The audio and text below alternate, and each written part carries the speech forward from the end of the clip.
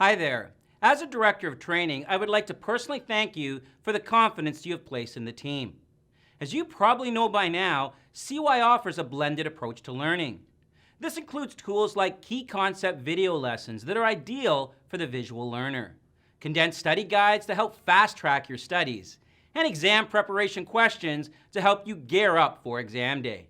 However, distance learning should also be dynamic, which is why I'm pleased to introduce our new Study Coaches Hangout, where if you could use a little more help with a concept, you can submit your requests.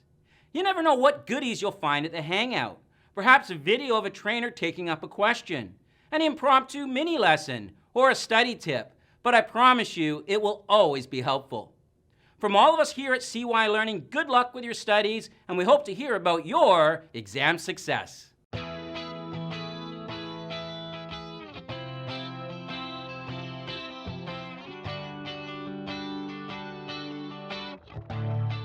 Hi everybody, Andre here at Coaches Hangout, a spot where you can come and leave your requests, and from time to time our trainers drop by and may leave some helpful content for our students.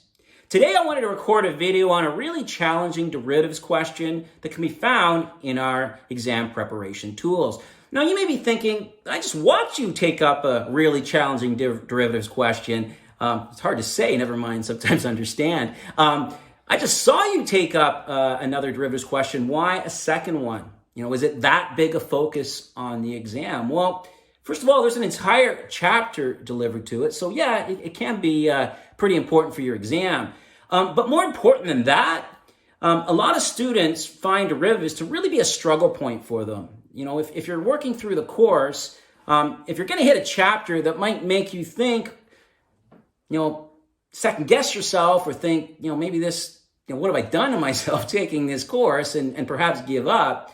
For a lot of students, it's the derivatives chapter. So with that in mind, I wanted to take up another question, really just to show you how this stuff isn't really as complicated as it seems, at least in terms of the Canadian Securities course. Now, if you want to sell derivatives, yeah, you got to take a bunch of other courses and are really going to dive into the mechanics and strategies and whatnot. But in terms of the Canadian Securities course, what you need to know for derivatives, isn't that bad, especially with good training and strategies on how to look at certain concepts and tackle different questions. So if you look on the screen now, you'll see a question that I'm sure would scare the heck out of a lot of students if they're not prepared. So let's first look at the question. It says Terry's short 10 coffee bean futures contracts. The contract will be cash settled upon expiry. Each contract represented 100 containers of coffee beans. Well, that's a lot of coffee beans, with a strike price of $80 per container.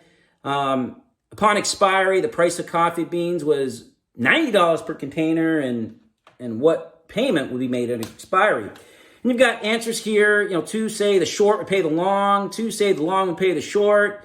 I'm sure a lot of our students are saying, I don't even know what that means. Can you translate that into English, please? And we're certainly going to help you out with that as we tackle this question together. So first, let's talk about what is a futures contract.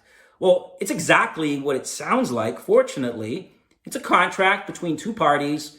One party wants to buy a commodity. Another party wants to sell that same commodity. They agree on a price, and the transaction will take place at a future date. And that's where the name futures contract comes from. Maybe it's in 30 days, 60 days, 90 days, whatever the case may be.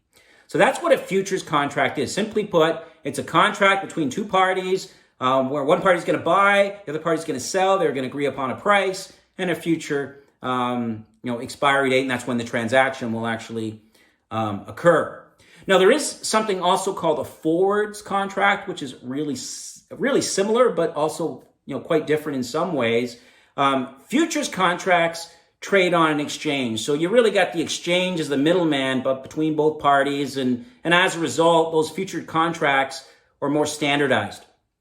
Where forwards that trade in the over-the-counter market, there is no exchange involved. They're not as standardized and therefore they can be more flexible, but there's greater default risk because no exchange is involved. It's just you and another party entering into a contract in the over-the-counter market.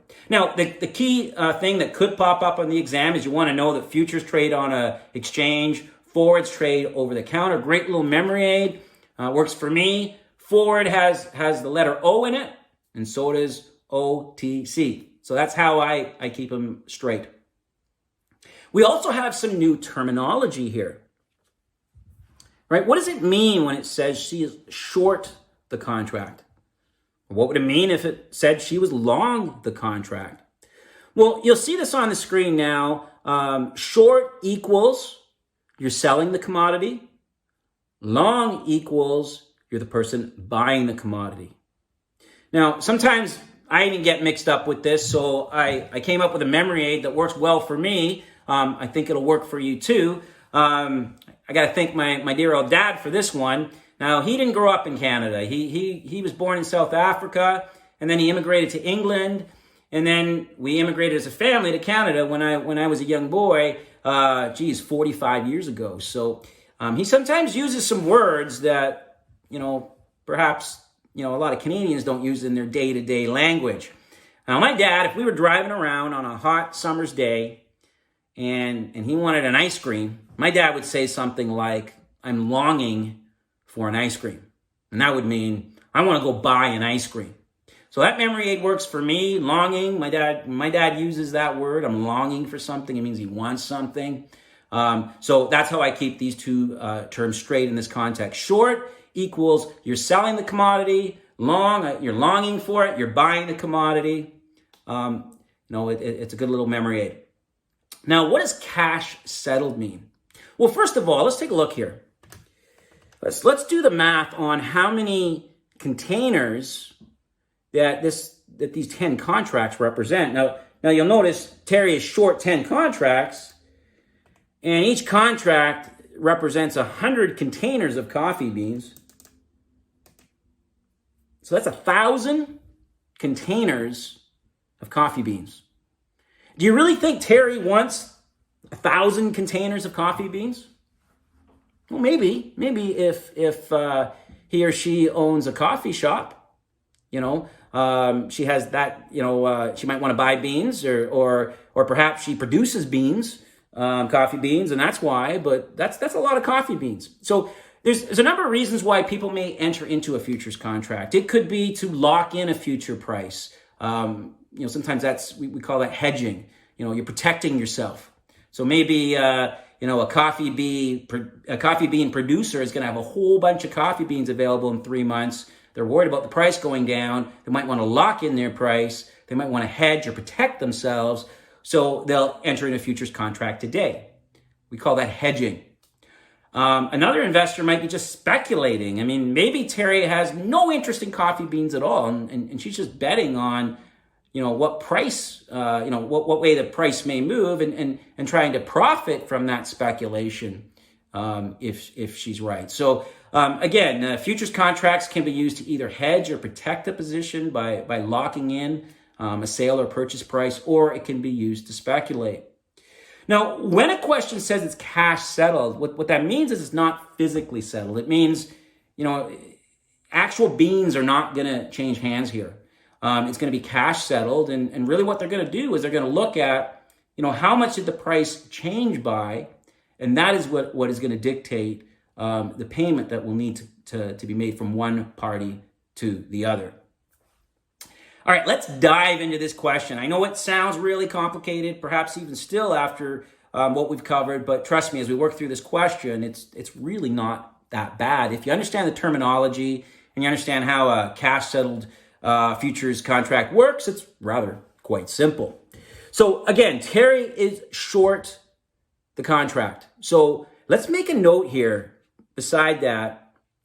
That means she's selling, right? Remember, longing, you're buying. If you're short, you're selling. So let's make a note here that she is selling coffee beans. Now, if you watch the other video where I covered that other challenging derivatives question, remember I asked you to think of derivatives as like a bet. It'll help you out with a lot of questions, right? Because you've got two parties One is buying a commodity at today's price that they're agreeing upon. The other is selling. Well, they probably think differently as to what's going to happen to that price, right? If you're locking in your sale price today, well, you're worried about it going down. If you're locking in your purchase price today, well, you're worried about it going up, price going up. So when it comes to futures contracts, think of it like a bet. You've got two parties that believe two different things. Only one party is going to be right.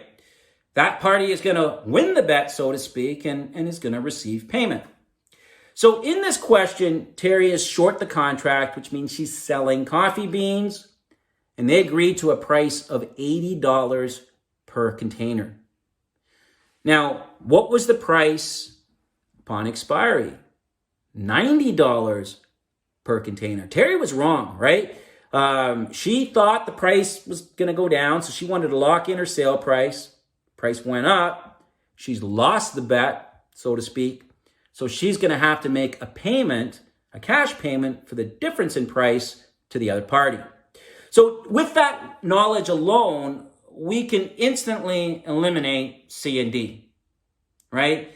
We know that Terry lost the bet and she's the short.